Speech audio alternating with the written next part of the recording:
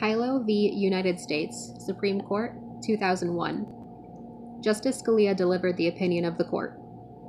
This case presents the question whether the use of a thermal imaging device aimed at a private home from a public street to detect relative amounts of heat within the home constitutes a search within the meaning of the Fourth Amendment.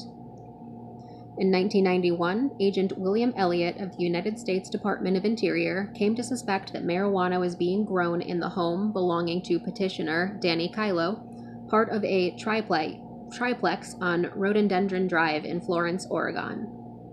Indoor marijuana growth typically requires high-intensity lamps. In order to determine whether an amount of heat was emanating from petitioner's home consistent with the use of such lamps, at 3:20 a.m. on January 16, 1992, Agent Elliott and Dan Haas used an Agema Thermovision 210 thermal imager to scan the triplex. Thermal imagers detect infrared radiation, which virtually all objects emit but which is not visible to the naked eye. The imager converts radiation to images based on relative warmth. Black is cool, white is hot, shades of gray connote relative differences. In that respect, it operates somewhat like a video camera showing heat images. The scan of Kyllo's home took only a few minutes and was performed from the seat of Agent Elliott's vehicle across the street from the front of the house and also from the street in back of the house. The scan showed that the roof over the garage and a side wall of petitioner's home were relatively hot compared to the rest of the home and substantially warmer than neighboring homes in the triplex. Agent Elliott concluded that petitioner was using halide lights to grow marijuana in his house, which indeed he was. Based on tips from informants, utility bills, and the thermal imaging, a federal magistrate judge issued a warrant authorizing a search of petitioner's home, and the agents found an indoor growing operation involving more than 100 plants. Petitioner was indicted on one count of manufacturing marijuana in violation of 21 U.S.C. Section 841A1. He unsuccessfully moved to suppress the evidence seized from his home and then entered a conditional guilty plea. At the very core of the Fourth Amendment stands the right of a man to retreat into his own house and there be free from unreasonable governmental intrusion. With few exceptions, the question whether a warrantless search of a home is reasonable and hence constitutional must be answered no. On the other hand, the antecedent question whether or not a Fourth Amendment search has occurred is not so simple under our precedent. The permissibility of ordinary visual surveillance of a home used to be clear because, well into the 20th century, our Fourth Amendment jurisprudence was tied to common law trespass. Visual surveillance was unquestionably lawful because the eye cannot, by the laws of England, be guilty of a trespass. We have since decoupled violation of a person's Fourth Amendment rights from trespassory violation of his property. The lawfulness of warrantless visual surveillance of a home has still been preserved. As we observed in California v. Serralo in 1986, the Fourth Amendment protection of the home has never been extended to require law enforcement officers to shield their eyes when passing by a home on public thoroughfares. One might think that the new validating rationale would be that examining the portion of a house that is in plain public view, while it is a search despite the absence of trespass, is not an unreasonable one under the Fourth Amendment. But in fact, we have held that visual observation is no search at all, perhaps in order to preserve somewhat more intact our doctrine that warrantless searches are presumptively unconstitutional. In assessing when a search is not a search, we have applied somewhat in reverse the principle first enunciated in Katz v. United States in 1967. As Justice Harlan's oft-quoted concurrence described it, a Fourth Amendment search occurs when the government violates a subjective expectation of privacy that society recognizes as reasonable. The present case involves officers on a public street engaged in more than naked-eye surveillance of a home. We have previously reserved judgment as to how much technological enhancement of ordinary perception from such a vantage point, if any, is too much. It would be foolish to contend that the degree of privacy secured to citizens by the Fourth Amendment had been entirely unaffected by the advance of technology. The question we confront today is what limits there are upon this power of technology to shrink the realm of guaranteed privacy. The Katz test, whether the individual has an expectation of privacy that society is prepared to recognize as reasonable, has often been criticized as circular and hence subjective and unpredictable. While it may be difficult to refine Katz when the search of areas such as telephone booths, automobiles, or even the curtilage and uncovered portions of residence is at issue, in the case of the search of the interior of homes, the prototypical and hence most commonly litigated area of protected privacy, there is a ready criterion with roots deep in the common law of the minimal expectation of privacy that exists and that it is acknowledged to be reasonable.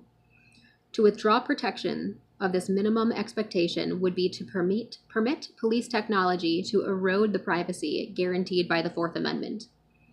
We think that obtaining by sense-enhancing technology any information regarding the interior of the home that could not otherwise have been obtained without physical intrusion into a constitutionally protected area constitutes a search, at least where, as here, the technology in question is not in general public use.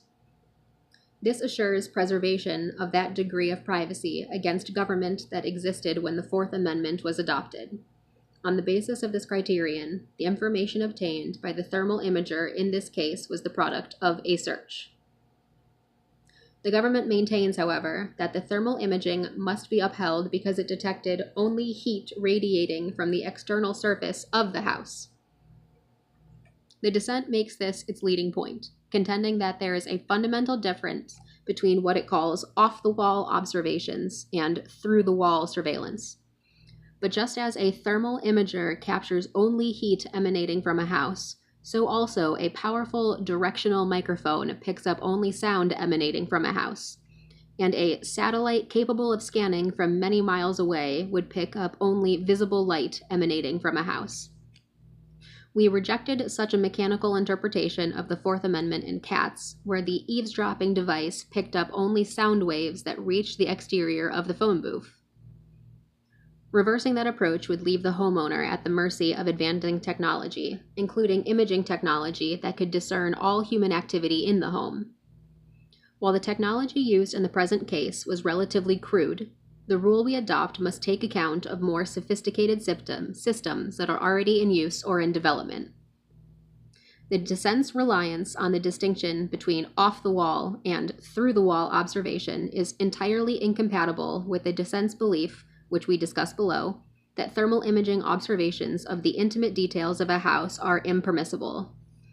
The most sophisticated thermal imaging devices continue to measure heat off the wall rather than through the wall.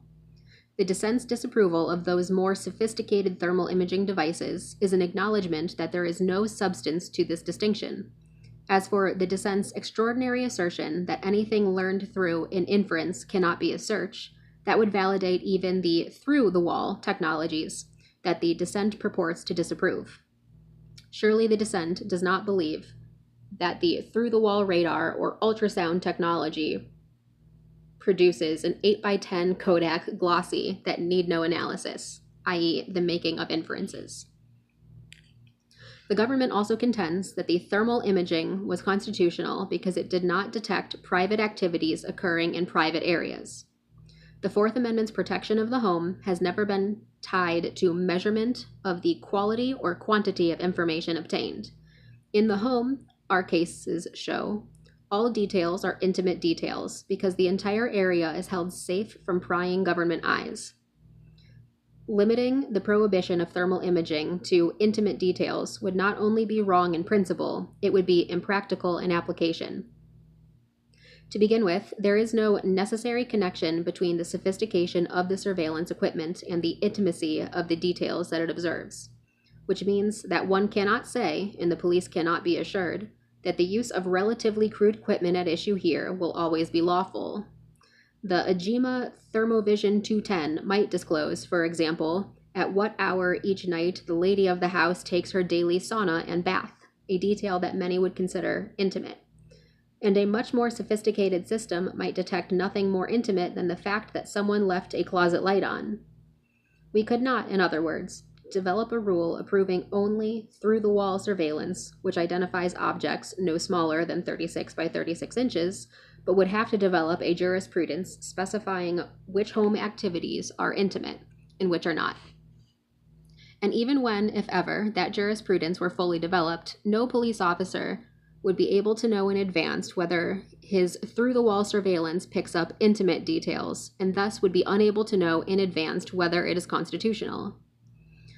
We have said that the Fourth Amendment draws a firm line at the entrance to the house. That line, we think, must be not only firm, but also bright, which requires clear specification of those methods of surveillance that require a warrant. While it is certainly possible to conclude from the videotape of the thermal imaging that occurred in this case that no significant compromise of the homeowner's privacy has occurred, we must take the long view from the original meaning of the Fourth Amendment forward. Where, as here, the government uses a device that is not in general public use to explore details of the house that would previously have been unknowable without physical intrusion, the surveillance is a search and is presumptively unreasonable without a warrant. Since we hold the thermovision imaging to have been an unlawful search, it will remain for the district court to determine whether, without the evidence it provided, the search warrant issued in this case was supported by probable cause, and if not, whether there is any basis for supporting admission of the evidence that the search pursuant to the warrant produced.